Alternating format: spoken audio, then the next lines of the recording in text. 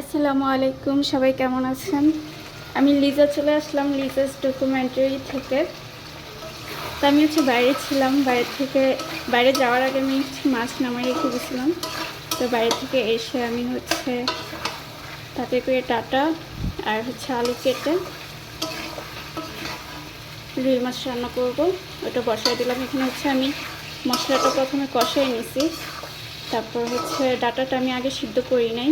ডাটাটা আর আলুটা আমি এখানে দিয়ে ভালো করে কষাই নিতেছি, যেন কষানোর ভিতরে সিদ্ধ হয়ে যায়। আর এখানে আমি টমেটো কেটে রাখছি, সেই টমেটোগুলো এখন দিয়ে দিব।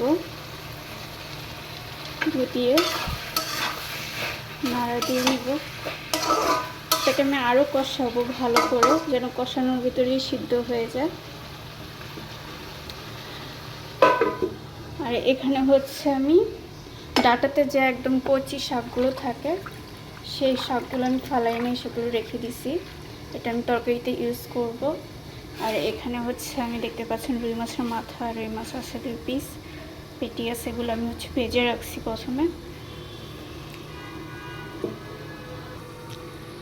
আর এখানে আমি পানিটা গরম করে রাখছি, তরকারিতে যে ইউজ করব সেই পানিটা গরম করে রাখছি। ফোটানো পানিটা ইউজ করলে ভালো হয়। আর এখানে আমি ডাল রান্না করছি আর ভাত রান্না করছি।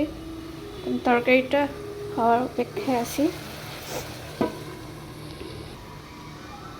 তো দেখি তরকারিগুলো সিদ্ধ হচ্ছে কিনা ঠিক মতো। তরকারিটা ভালো করে একদম কষানো হয়ে গেছে, আলুগুলো সিদ্ধ হয়ে গেছে, ডাটাও সিদ্ধ হয়ে গেছে।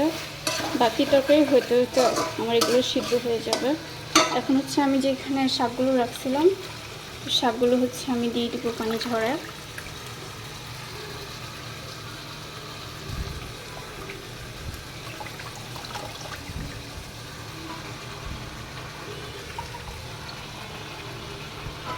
এগুলো আমি শাকটা দিয়ে মিক্স করে আমি একটু কষাই নেব, শাকটাকে একটু সিদ্ধ করে নেব কষানোর ভিতরে।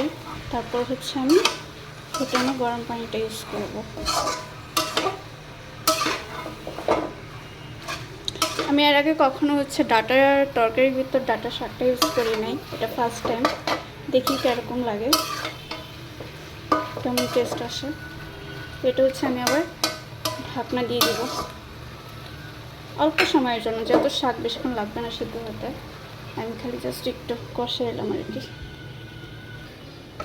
তো আমি গরম পানিটা এখন তরকারিতে ইউজ করব।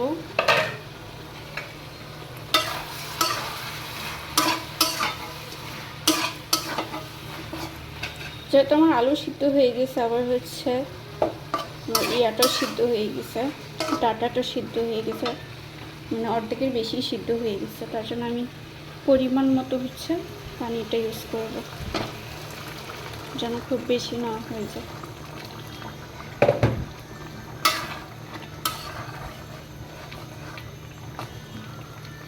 আপনারা যতটুকু পানি রাখবেন তার চেয়ে একটু বেশি পানি দেবেন, যেন শুকানো যত মাছ দেওয়া বাকি আছে মাছের সাথে একটু কষাবে, তো ওইটুকু পানিটা একটু বেশি দিয়ে দেবেন।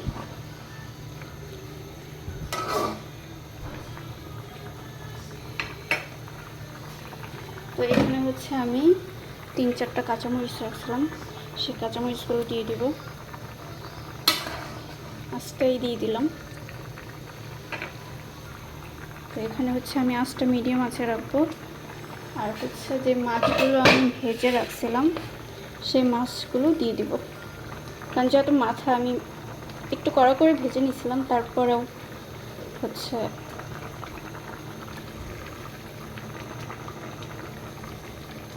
একটু আগে দিয়ে দিলে ভালো হয়। তো দিয়ে দিলাম। এখন এটা আমি মিডিয়াম আঁচে দিয়ে কিছুক্ষণের জন্য বসায় রাখবো, যেন মাছগুলোর ভিতরে একদম মশলা লবণ ঢুকে যায়।